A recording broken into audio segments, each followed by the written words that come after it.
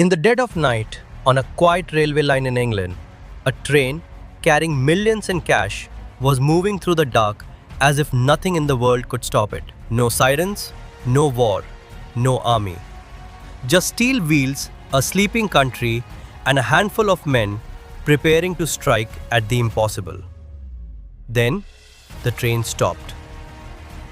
And in that single moment, one of the most famous robberies in history began. But how did they know when to strike? How did they turn an ordinary rail line into the scene of a perfect crime? And why did the men who pulled it off believe they could disappear forever? This is the story of the Great Train Robbery of 1963.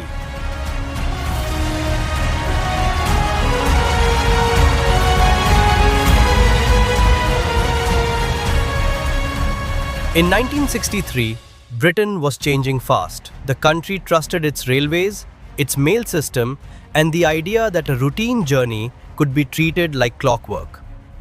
Every night, the Royal Mail train carried sacks of cash across the country, including huge amounts of used banknotes collected from banks and postal centers. To the public, it was just another train. To a small criminal gang, it was a moving vault. What made this robbery so shocking was not only the amount of money involved, it was the precision. This was not a crime driven by chaos. It was a crime built on patience, observation, and timing. The men behind it studied the route, watched the rhythm of the railway, and searched for the weakest point in the system. They understood something simple but dangerous. A train is only as secure as the people who believe it cannot be stopped. The plan worked by turning routine into vulnerability. The gang did not need to destroy the entire system. They only needed to interrupt it at the right moment. Once the train was forced to stop in a remote location, the rest of the operation became a race against time. The crew was overwhelmed. The carriage containing the cash was taken under control, and the money was moved away quickly before anyone could respond. What happened next looked less like a street robbery and more like a military operation. The gang had prepared vehicles, a hiding place, and a way to vanish before the authorities fully understood what had happened. In just a short time, they had taken a staggering amount of money and escaped into the night. For a brief moment, it seemed as if the impossible had been achieved. Britain woke up to a national shock. A train had been robbed, millions had vanished, and the criminals had slipped away with no immediate answer. Newspapers exploded with the story. Police were under pressure. The public was fascinated. How could a crime so bold happen in plain sight?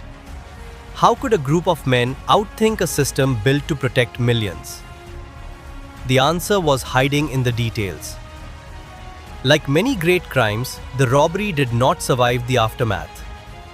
The men who pulled it off believed they had created the perfect hideout. But secrecy is fragile when too many people know the same secret. Over time, small mistakes began to appear. Traces were left behind. People talked. Evidence that seemed invisible at first started to matter. Investigators followed every lead, and slowly the circle began to close. The biggest lesson from the Great Train Robbery was not that the criminals were smarter than everyone else. It was that no plan is truly perfect once human error enters the picture. The robbery itself was fast, bold, and carefully organized. But the escape, the hiding, and the pressure of staying silent all created cracks. And once those cracks opened, the entire story began to collapse. One by one, the men were tracked down. Arrests followed. Trials came next. The myth of the untouchable gang disappeared, replaced by the reality of prison sentences and failed escape routes. The men who had vanished into the dark were brought back into the light, and the greatest train robbery in history became a lesson in how brilliance and arrogance can exist side by side. That is why people still remember this case more than 6 decades later. It was not only a robbery, it was a challenge to authority, security, and public confidence.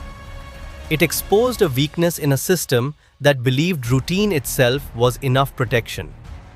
It also revealed something darker, that the most dangerous criminals are often not the loudest, but the ones who plan quietly, move patiently, and strike when everyone else is asleep. And yet the mystery remains powerful because the story feels bigger than the money.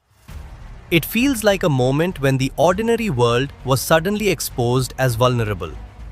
A train, a line, a signal, a delay, a group of men. And then history. The Great Train Robbery became legendary because it was not just about what was stolen. It was about how the theft changed the way people thought about security, trust, and the thin line between order and chaos. For one night, the railways of Britain were turned into the stage for one of the boldest crimes ever committed. And even now, the questions linger. How close was the gang to getting away forever? How did such a carefully planned crime still leave enough clues behind? And in the end, was the robbery remembered because it was successful, or because it proved that even the boldest plan can still fail?